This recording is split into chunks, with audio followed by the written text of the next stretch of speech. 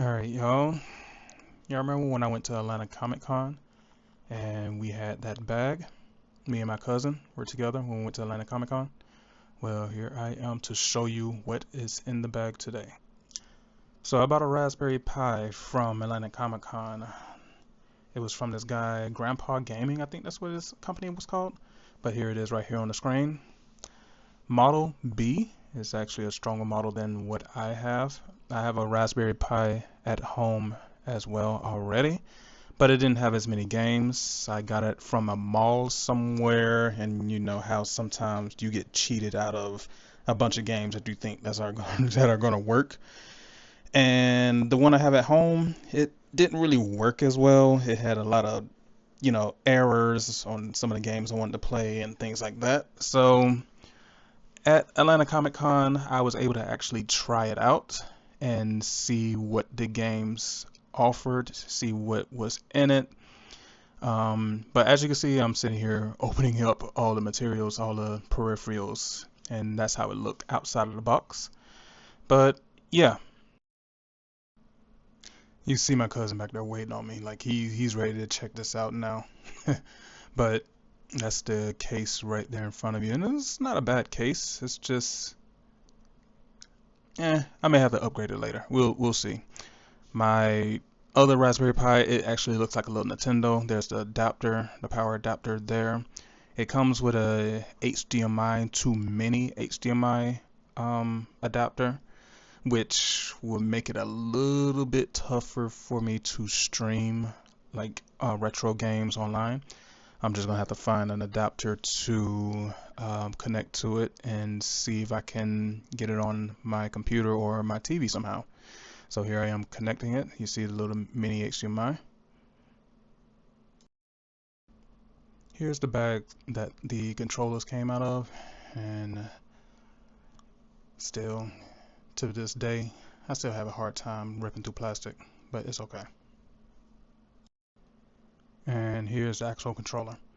Yeah, it looks like a Super Nintendo controller, but it works for pretty much any system with a USB. Alright, so here I am trying out, I believe this is Turtles in Time, Teenage Mutant Ninja Turtles. As you can see, I was getting my butt kicked. I was testing it out, and it was actually pretty fine when playing this game. Like the controller sync was actually pretty good, and I'll mention why I'm talking about controller sync later. Yeah, there have been no way we can beat this as an arcade by yourself. Nah, they man. let you have your little bit of fun at first, And but then once it they start getting hard. start kicking your butt because it's like 30 people. Yeah, that was me talking over me in the background in the video. How dare you?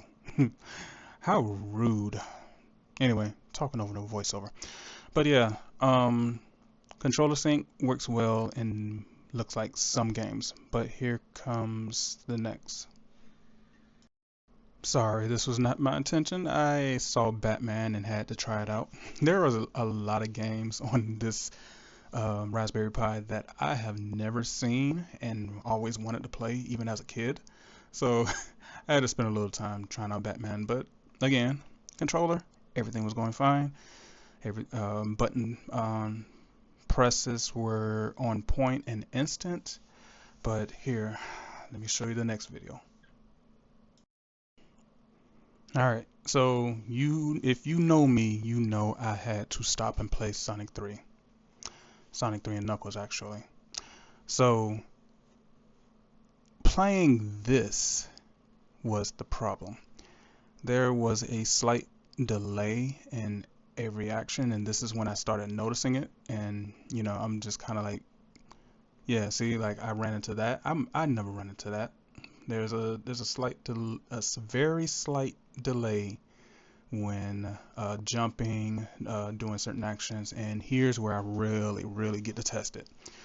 So I don't ever miss these at all, and as you can see, I'm passing them. Like there was so much of a delay that I could not fully grab all the blue orbs.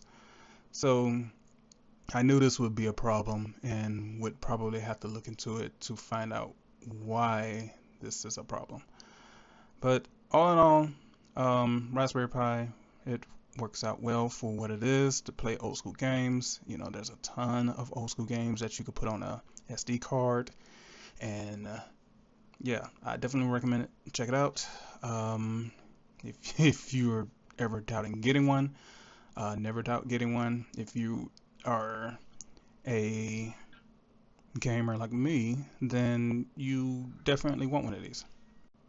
So after playing around with the Raspberry Pi, we decided to pull up the Switch and play some Mario Kart. This was his first time playing Mario Kart World, so I was pretty excited to show him how the map look of all the races, the tracks, and things like that. So switching off subject with the Raspberry Pi and moving over to Mario Kart. So one of the things I didn't notice is that you could, in the versus, you could actually make your own track like however you want. Like if you're going from, let's just say for example, Mario Circuit to you're racing on Mario Circuit, and you decide you want to play on Peach's Castle next. There are like 3 or 4 tracks in between those two.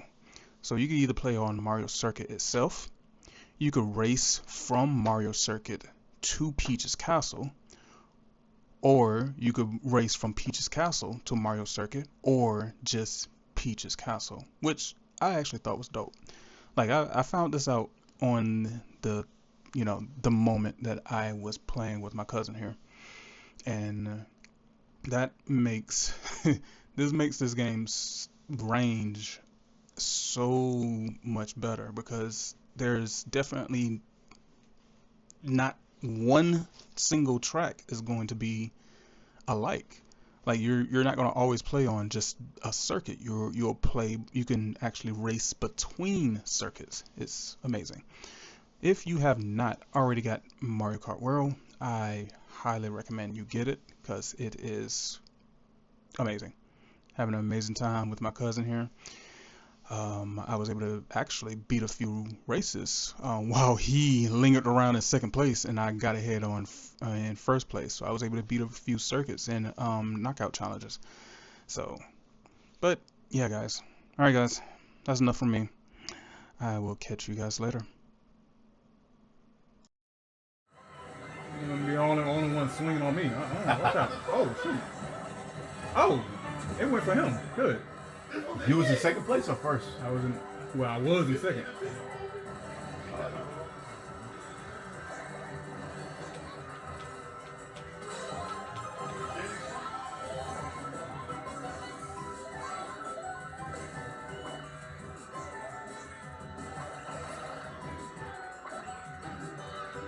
Oh, he took it from me.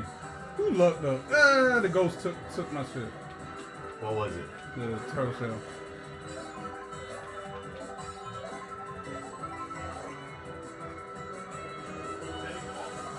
Ooh. What the heck?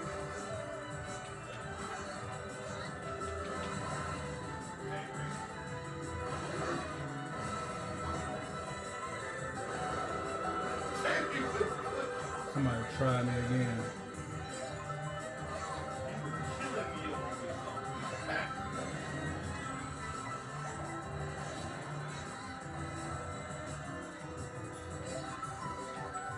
Bro, what? Did I really just miss that?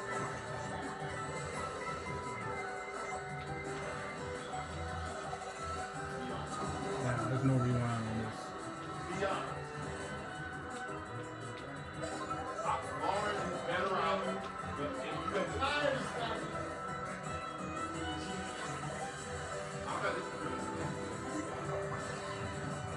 You almost got me.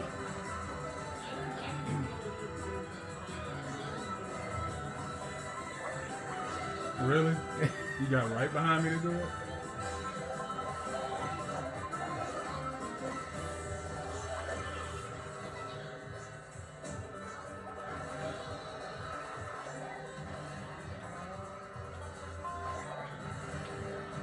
Ah,